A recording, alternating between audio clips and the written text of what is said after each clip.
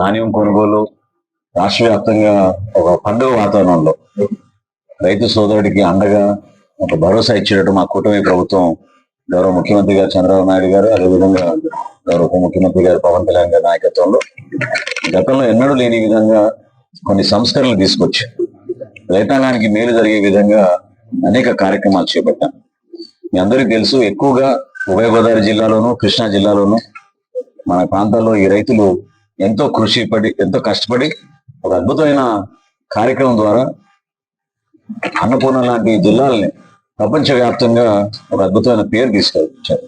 So అందులో భాగంగా మాకున్న అంచనాల మేరకు సుమారు 4,90,000 ధాన్యం పండుతుందనే అంచనాలకి 4 లక్షల వరకు మేము కొనుగోలు చేయడానికి సిద్ధమయ్యాం మన తూర్పుగోదావరి జిల్లాలో. అందులో భాగంగా ఆల్రెడీ ఈ రోజుకి వచ్చిన సంఖ్య 1,35,000 మెట్రిక్ టన్నులు ధాన్యం సేకరించాం.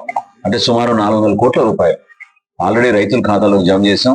జమ చేయడమే కాదు, 4-5 గంటల్లోనే వాళ్ళ ఖాతాలో జమ చేస్తున్నాం. ఇది ఒక అద్భుతమైన కార్యక్రమం చేపట్టాం.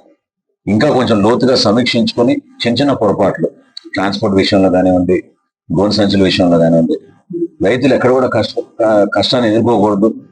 ఇన్ని రోజుల నుంచి వాళ్ళు ఏ విధంగా ఒక బిడ్డను పోషించినట్టు పంట జాగ్రత్త చూసుకున్నారు. రాబోయే రోజుల్లో కూడా ప్రభుత్వం నుంచి మేము అందించే ఈ వెసులుబాటుని వాళ్ళకు ఉపయోగపడే విధంగా కార్యక్రమం చేస్తున్నాం.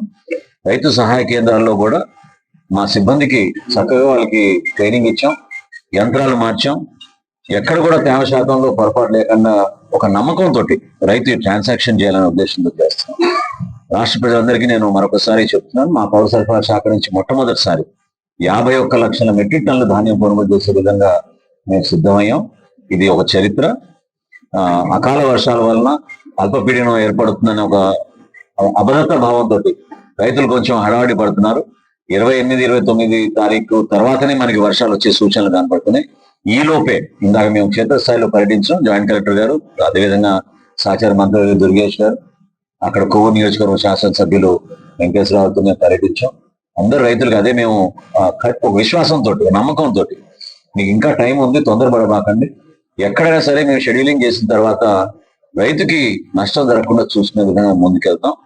వర్షాలు వచ్చే సూచనలు కనపడుతున్నాయి కాబట్టి ఉచితంగా టార్పాలిన్లు కూడా ఏర్పాటు చేయడమే కాకుండా ప్రభుత్వ స్థలాల్లోనూ ప్రైవేట్ స్థలాల్లోనూ అంటే లేఅవుట్ ఉన్న చోట కూడా మేము ఉపయోగించుకుని అక్కడ ధాన్యాన్ని వాళ్ళు రాసులుగా పోసుకుని ఎండబెట్టుకునే విధంగా రైతాంగానికి ఒక చక్కటి వెసులుబాటు కల్పించమని జాయింట్ కలెక్టర్ గారికి చెప్పారు. సో ఈ సంస్కరణలతోటి ఖచ్చితంగా ఈ ధాన్యం కొనుగోలు ఒక అద్భుతమైన కార్యక్రమంగా ఒక పండుగ వాతావరణంలో సంక్రాంతి ముందుగానే వచ్చే విధంగా రైతు కుటుంబంలో ఆ సంతోషాన్ని నింపే విధంగా మేము కృషి చేస్తాం. చరిత్ర సృష్టించినోడు ఇప్పుడు ఆ చరిత్రని తిరగరాయబోతున్నాడు. అబద్ధాల గోడల్ని బద్దలు కొట్టి నిజాలను రాగా మీ ముందుంచబోతున్నాడు. నిజమైన వార్తల కోసం వెంటనే డౌన్లోడ్ చేసుకోండి రా యాప్ని.